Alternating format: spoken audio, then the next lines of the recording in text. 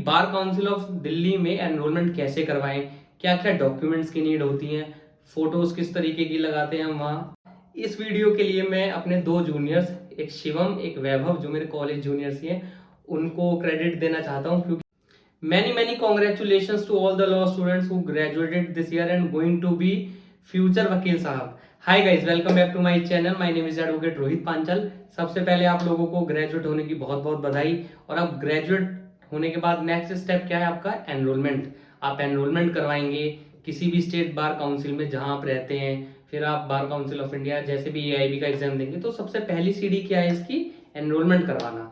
और different states का different procedure होता है। तो आज के इस वीडियो में मैं आप लोगों को बताऊंगा कि बार काउंसिल ऑफ दिल्ली में एनरोलमेंट कैसे करवाएं, क्या क्या डॉक्यूमेंट्स की नीड होती हैं, फोटोज किस तरीके की लगाते हैं वहाँ, कोई भी फोटोज नहीं लगाते, प्रोफेशनली लगाते हैं, पेमेंट कैसे होगी, कौन कौन से एफिडेविट लगेंगे, अगर आप दिल्ली के नहीं है तो क्या आप दिल्ली बार काउंसिल में एनरोलमेंट करवा सकते हैं नहीं। तो सारी चीजें वन स्टेप सॉल्यूशन में आप लोगों को दिल्ली बार काउंसिल के एनरोलमेंट का इस वीडियो में दूंगा। तो आप एंड तक देखेंगे, आपकी एक एक क्वेरी जो है वो सारी सॉल्व हो जाएंगी। और at the end of the video आप लोग कहेंगे थैंक यू सो मच, और एनरोलमेंट के बाद आप लोग मिठाई लेके आएंगे, मैं ऐसी आशा करता हूँ। सो गाइस, चलते हैं without wasting a single second अपनी वीडियो पे। तो सबसे पहले गाइस, आप लोग एलिजिबिलिटी मैं आप लोगों को बता देता हूँ क्या होगी आपकी। अगर आपने लॉ कंप्लीट कर ली है अपनी, whether it is 3 year law और 5 ईयर लॉ, और अगर आप किसी भी सब्जेक्ट में फेल नहीं हुए, आपका रिजल्ट आ गया है, तो आप बार काउंसिल ऑफ दिल्ली में एनरोलमेंट के लिए एलिजिबल हैं। अब सेकंड चीज, सबसे पहले आप लोगों को क्या करना है? सबसे पहले आप लोगों को एक एनरोलमेंट फॉर्म लेके आना है, जो कि अराउंड 1000 रुपीज का आता है। कभी 50 रुपए कम हो जाते हैं, कभी 50 रुपए ज्यादा, लाइक 950 या 1050, ऐसे कभी कभी फ्लक्चुएट होता रहता है, बट मोस्टली वो 1000 रुपीज ही उसका अमाउंट होता है। 20-22 पेज का, अराउंड 18-22 पेज का फॉर्म रहता है। उसे बहुत ही केयरफुली फिल करना होता है आप लोगों को, क्योंकि 1000 रुपए का फॉर्म है, कोई छोटी बात है नहीं। और इस फॉर्म के लिए एक पर्टिकुलर डेडिकेटेड वीडियो मैं बनाऊंगा। मैंने एक फॉर्म फिल कर रखा है कि आप लोगों को कैसे करना है, क्योंकि अगर गलती हुई तो आप लोगों को बहुत बड़ा नुकसान होगा। बार बार 1000 रुपीज इस गलत चीज है। तो अब आप लोगों को सबसे पहले आप लोग फॉर्म ले आए, उसके बाद आप लोगों को ये सारे डॉक्यूमेंट आप लोग देख रहे हैं, ये अपने कॉलेज से जाके लाने हैं, या जो भी बनवाने हैं धीरे धीरे मैं आप लोगों को बताता हूँ। अब डॉक्यूमेंट्स चाहिए, कुछ ओरिजिनल डॉक्यूमेंट चाहिए आप लोगों को, कुछ चाहिए कि अगर उनकी फोटोकॉपी भी लगेगी तो चल जाएगा। तो सबसे पहले मैं आप लोगों को बता दूं ओरिजिनल डॉक्यूमेंट्स आप लोगों को क्या क्या चाहिए। ओरिजिनल डॉक्यूमेंट आप लोगों को चाहिए आपकी प्रोविजनल डिग्री एलएलबी की, आपका कैरेक्टर सर्टिफिकेट, और आपका अटेंडेंस सर्टिफिकेट। ये 3 चीजें होती हैं जो ओरिजिनल आप लोगों को चाहिए ही चाहिए होती है। कई बार नहीं होती, क्या करें? ऐसे में आप लोग जो वहाँ के ऑफिशियल्स होते हैं उनसे बात कर सकते हैं। बहुत ही पोलाइटली आप बोल सकते हैं कि सर जब मीटिंग होगी तो मैं ले आऊँगा। अब यहाँ एक वर्ड आ गया, मीटिंग कब होगी, क्या मीटिंग होती है, वो इस वीडियो के मैं आगे बताऊंगा। तो वो आपको उस पॉइंट ऑफ टाइम के लिए अलाउ कर देते हैं, बट मेरी रिकमेंडेशन रहेगी कि आप जाइए, क्योंकि हर ऑफिसर ऐसा नहीं होता। कोई कोई कहते नहीं, आप लोग पूरे कंप्लाइंसेस कंप्लीट करके आए तभी आप लोगों का होगा। अब आप लोगों को डॉक्यूमेंट्स कौन कौन से लगाने हैं मैंने ओरिजिनल बता दिए। ओरिजिनल आप लोगों को बता दिए कि प्रोविजनल आपको डिग्री की चाहिए, कैरेक्टर सर्टिफिकेट चाहिए, अटेंडेंस सर्टिफिकेट चाहिए। उसके बाद आप लोगों को हर सेमेस्टर की मार्कशीट लगानी है अपनी, ठीक है। प्लस एक इंटीग्रेटेड मार्कशीट भी आप लोगों को मिलेगी, वो भी आप लोगों को लगानी है। इंटेंट प्रैक्टिस का एफिडेविट लगाना है कि आप दिल्ली में प्रैक्टिस करना चाहते हैं, उसका एक एफिडेविट, जो कि बहुत ही आसानी से किसी भी दिल्ली के डिस्ट्रिक्ट कोर्ट में आप नीचे टाइपिस्ट के पास जाएंगे, वो बना देंगे। या अगर आपके कोई नॉन में एडवोकेट हो, आपके फ्रेंड हो, कोई भी कॉलेज सीनियर, तो वो आसानी से आप लोगों को बना देंगे।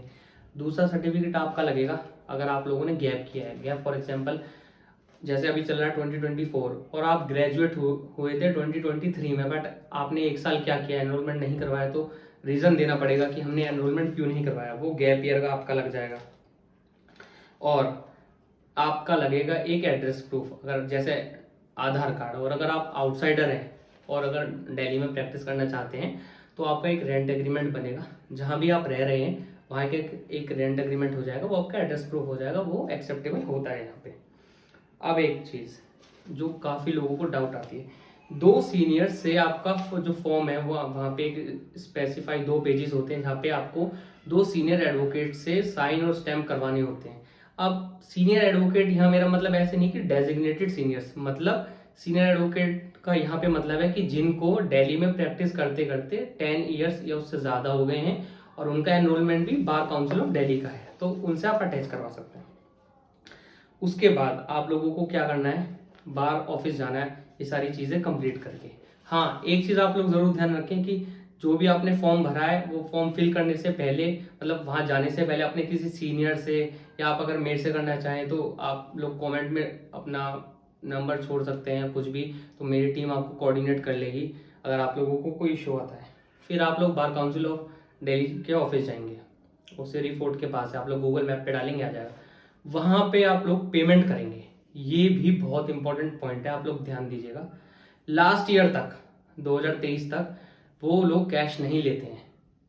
अभी भी कुछ दिन पहले मेरे नोन गए थे, मेरे कॉलेज जूनियर्स गए थे, कैश नहीं लिया था। वहाँ लोग बहुत दूर दूर से आते, फॉर एग्जांपल किसी ने केरला से लॉ करी, वो दिल्ली में करना चाहता है बट वो कैश लाए, वहाँ पे उनके पास कैश नहीं होता है, बोलते हैं आप कल आ जाना, परसों आ जाना, या अभी आप लोग डेबिट कार्ड या क्रेडिट कार्ड, यही चीज़ एक्सेप्टेबल होती है, वहाँ पे कैश एक्सेप्टेबल नहीं होता है as far as my knowledge. अगर अभी कुछ इसमें अपडेट आएगी तो मैं एक पिन कमेंट कर दूंगा कि हाँ कैश एक्सेप्ट हो रहा है या नहीं हो रहा है किसी भी तरीके से, बट आप लोग रिस्क क्यों लें, क्रेडिट कार्ड या डेबिट कार्ड आप लोग लेके जाइए, नहीं हो तो किसी फ्रेंड का, रिलेटिव का, आप उनके उस अकाउंट में पैसे ट्रांसफर कर दीजिए। फीस फीस कितनी होगी, फीस अराउंड 14,000 समथिंग होती है, 14,500, तो 500,000 रुपये ऊपर, 500,000 रुपये नीचे, इतनी ही फीस है। तो आप लोग एक एस्टिमेट लगा के चलिए कि अराउंड 15,000 आप लोगों की फीस यहाँ पे लगेगी। जब आप लोग सारे डॉक्यूमेंट सबमिट कर देंगे उसके 2-3 दिन के बाद आप लोगों के व्हाट्सएप में पे एक मैसेज आएगा मीटिंग का, जिसकी बात मैंने पहले करी थी कि हमारी जो मीटिंग है वो इस तारीख एक्स डेट को हमारी मीटिंग, और आप लोग उस दिन आइएगा। अब यहाँ पे मीटिंग क्या होती है, मीटिंग जिस दिन मीटिंग का डे होता है उस दिन से आप लोगों को उस दिन से आप लोग एज एन एडवोकेट एनरोल हो जाते हो, मतलब फिजिकल से आपको वो नहीं मिलता है, क्या बोलते हैं, सर्टिफिकेट या किसी भी तरीके का डॉक्यूमेंट, लेकिन आपके व्हाट्सएप पे एक मैसेज आता है और उसमें आपका एनरोलमेंट नंबर होता है कि आज के दिन से आप वकील साहब बन चुके हैं। और जो आपके आईडी कार्ड और वो होते हैं फिजिकल, उन्हें भी 1-1.5 महीना करीबन लग जाता है आने में, तो ये बात भी आप लोग ध्यान रखिएगा। तो ये पूरा प्रोसीजर था बार काउंसिल ऑफ दिल्ली में आपका एनरोलमेंट करवाने का। इसके बावजूद भी अगर आप लोगों को कोई डाउट हो तो कमेंट बॉक्स खुलाइए, आप लोग बिल्कुल मैसेज कर सकते हैं और आई विल डेफिनेटली रिप्लाई। बाकी यहाँ तक रहने के लिए thank you so much. And हाँ, इस वीडियो के लिए मैं अपने 2 जूनियर्स, एक शिवम एक वैभव, जो मेरे कॉलेज जूनियर्स ही हैं, उनको क्रेडिट देना चाहता हूँ, क्योंकि उनकी वजह से ये मैंने वीडियो बनाई, क्योंकि उन्होंने बोला कि भैया ये कब अब हमारे बैचमेट्स एनरोलमेंट करवाने जा रहे हैं, अभी सब हम ग्रेजुएट हुए हैं, तो हर कोई पूछ रहा है कैसे होगा क्या होगा, बट कोई नहीं बता रहा है जो भी है। तो credit goes to Shivam and Vaibhav, thank you so much.